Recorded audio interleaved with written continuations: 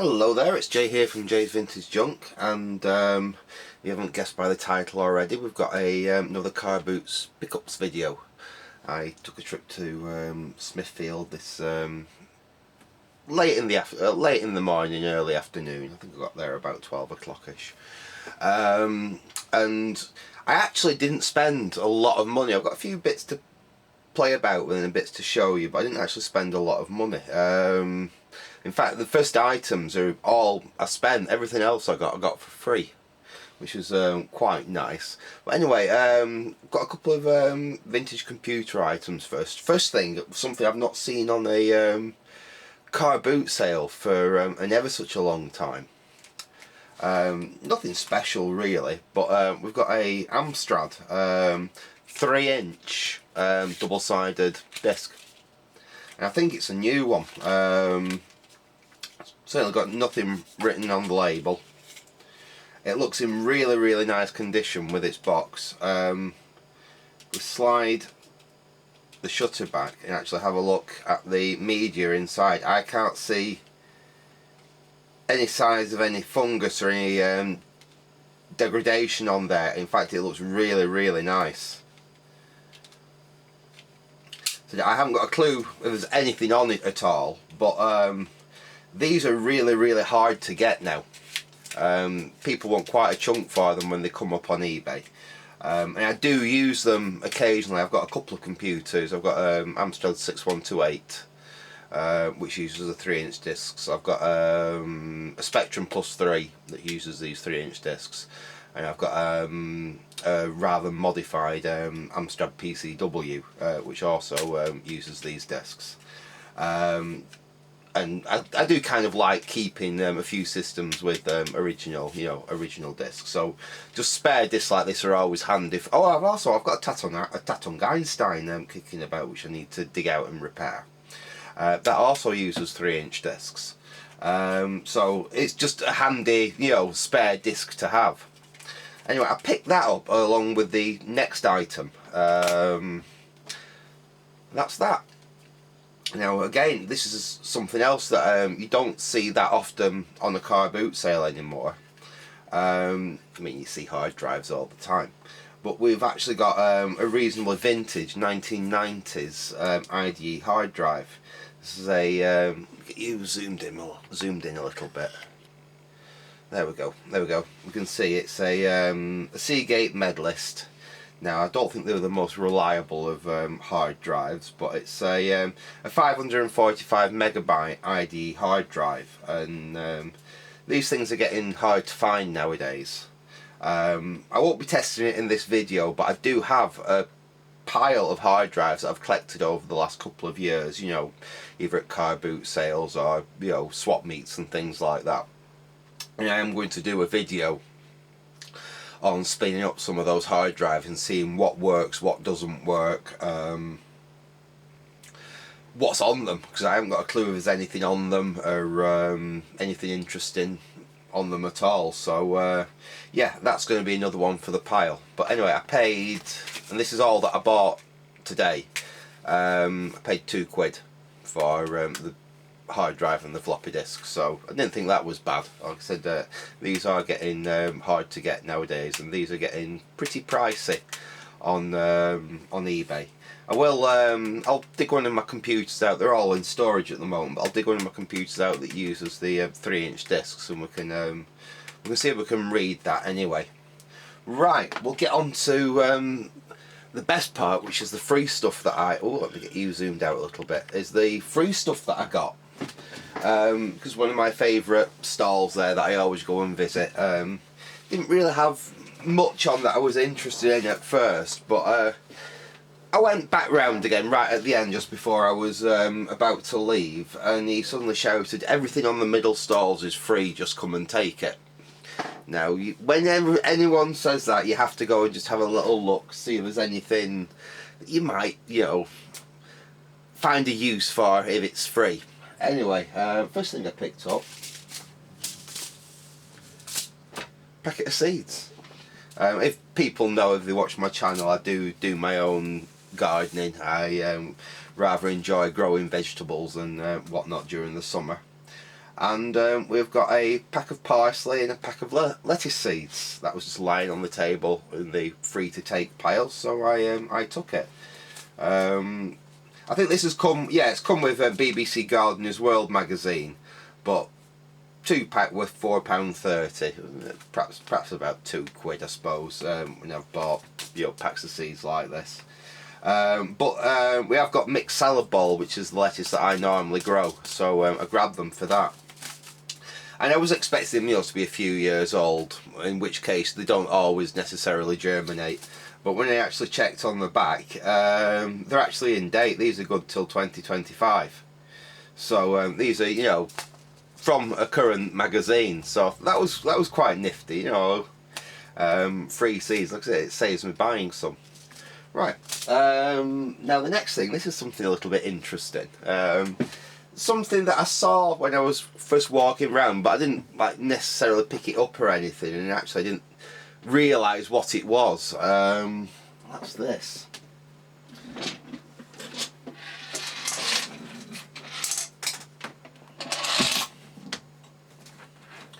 And no, it's not what you first think it is. This isn't a payphone.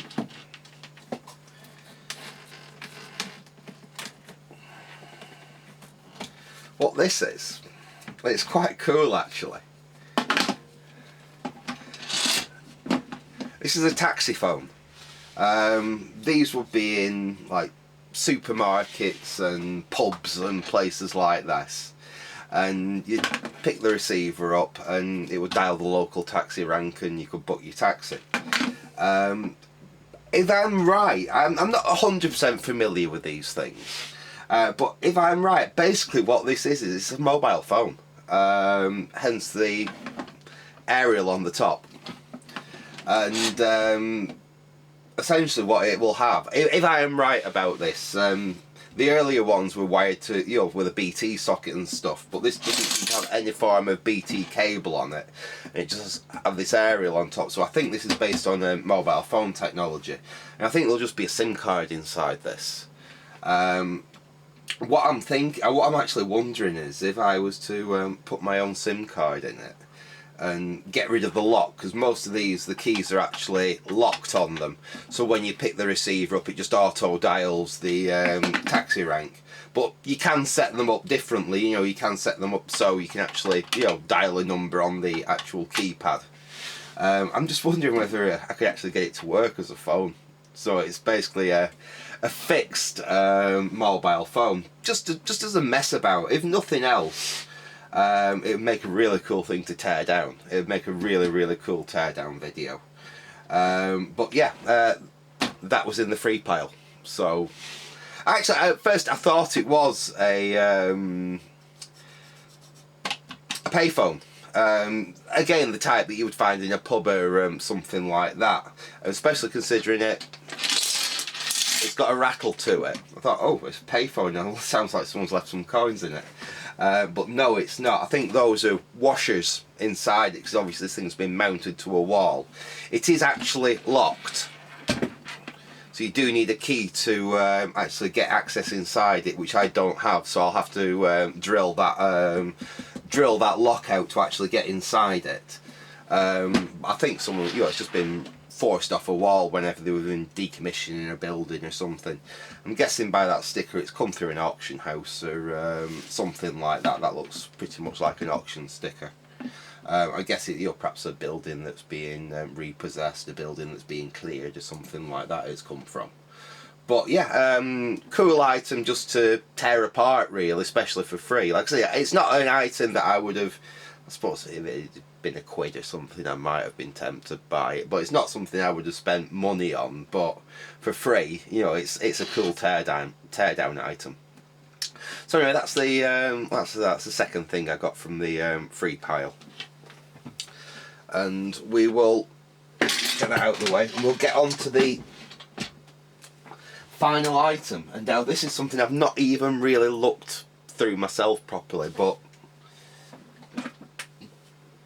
apart from throwing some things off the table into it, this box. Now, I I've got a kind of an idea what this thing might have been, but I'm still not 100% sure. We've got TCR on the top, main control panel, and we'll flip it open.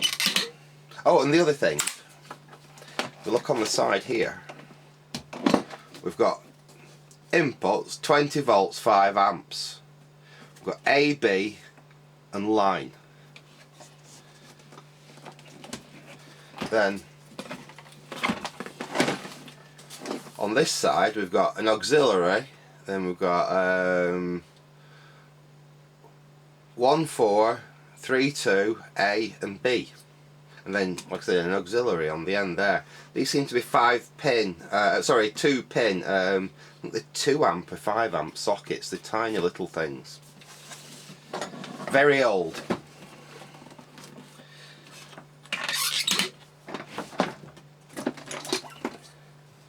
And we open it now. Ignore these because these were just on the table. And what have we got there? Silicon. I don't know if these are still in date. Let's have a quick look at the exploration date on them. Oh, they're just out of date. November 2022. So they're still probably absolutely fine. So we've got. Yeah, that one's November 2022 as well. That one is, because these things do go off if you leave them too long. Exploration date, I can't read it. It's 20. It's worn off on that one, unfortunately. But those are all brand new. And to be honest, I've got a little bit of a leak in my greenhouse. I balk at spending what silicon costs nowadays just to fix a leak in a greenhouse, which I'm probably going to be demolishing later on this year. So that will do for curing that for the time being. So I'll get them out of the way. Again, they were on the table as well, free.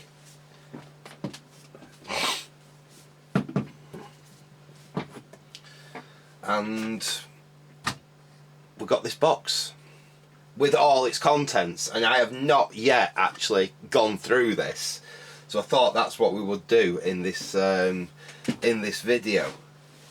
Let's have a see what we've got. We've got a turntable off something, I'm not sure what. We've got a turntable,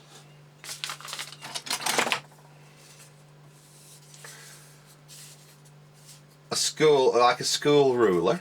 That could be actually quite handy. An old school wooden ruler.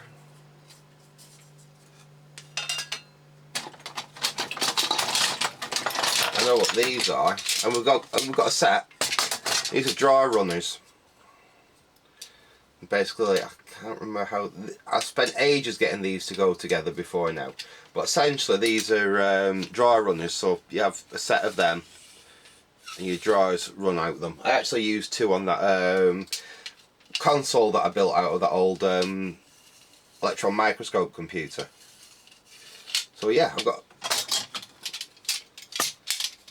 a pair plus a spare one.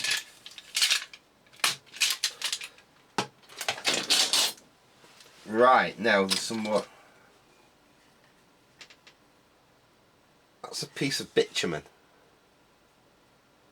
It's very light. I first thought it was a piece of coal. It's not. That's a piece of bitumen.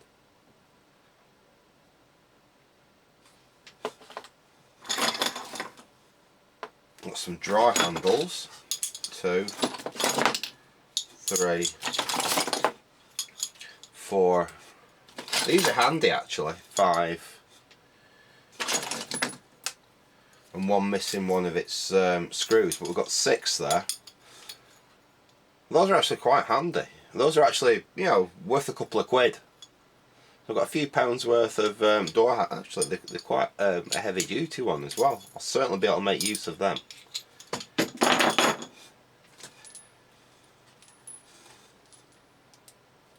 That's a switch. It's a rotary switch though. I first thought that was a potentiometer. It's not, it's a rotary switch. Multi-way by the look of it. Let me see if I can find some pliers or something to turn it with. See if it activates. Yep. It's a 3-way. I don't know if that has an automotive use or what. That's got some age to it. I can go in my odd switch box. Now these are cool.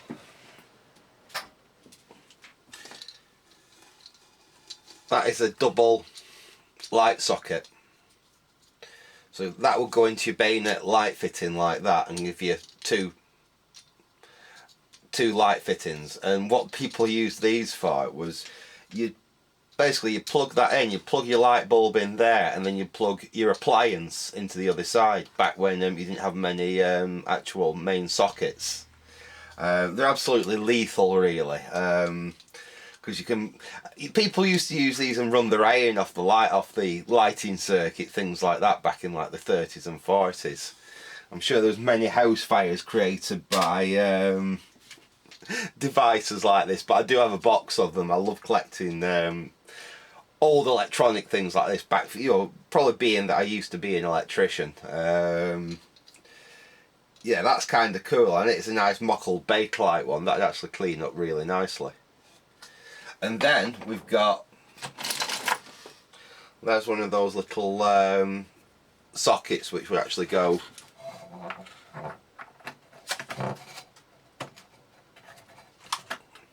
not seems to be fitting there, but they're basically designed to fit those. I think the 2 amp, or the 2 amp or 5 amp. But I haven't seen, this one's unfortunately damaged, it's broken there, but that's a bit of a shame. They were designed for, like small wall lights and, table lights and things like that. And we've got some old style bell buttons.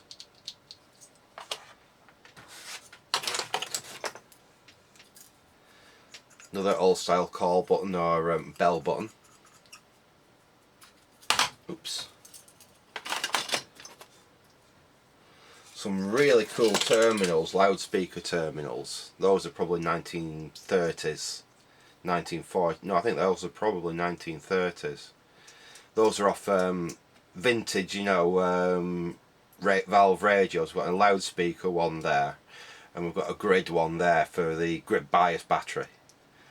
Those are really, really high quality. It's a shame we haven't got a full. Oh, there's another one here. What have we got there? We've got an aerial one. These are really top quality ones as well. We've got another one there. That's Grid Plus. So we've got, I don't think we've got a full set unfortunately. We've got 2 Grid Plus, an aerial, and a loudspeaker positive. No, unfortunately we haven't got any more. That's a shame. I don't know what that was. Little bellows or something. I'm not sure what that was. It bellows out of the cuckoo clock or something like that. Oh, there's another one. So that's another aerial one. So we've got quite a decent set of those, because I do have vintage 1930s radios. Those are really cool, actually. I'd happily pay a couple of pounds for those. What else have we got in here? We've got the and they have got these are vintage light switches. I actually use one of these in my garden shed. I have a solar light in my bottom garden shed, and believe it or not, I actually use these for the one of these for the light switch in there.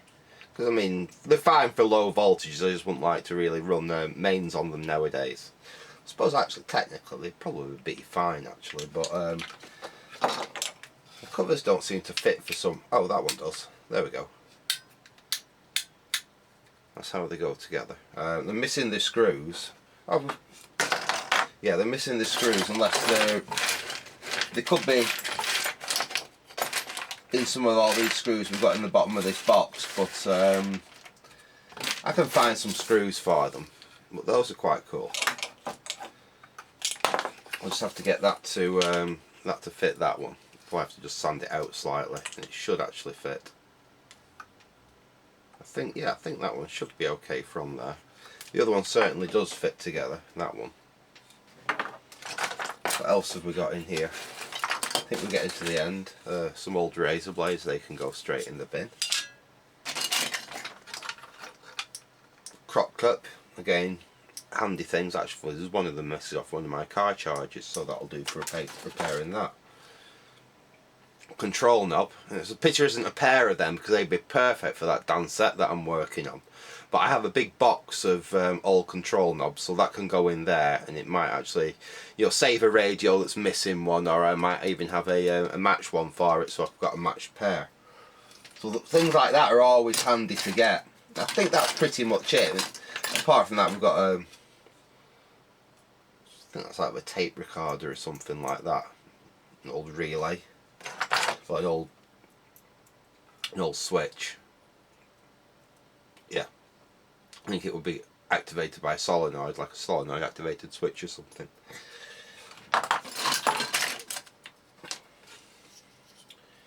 Is that part of that? Looks like that was part of that.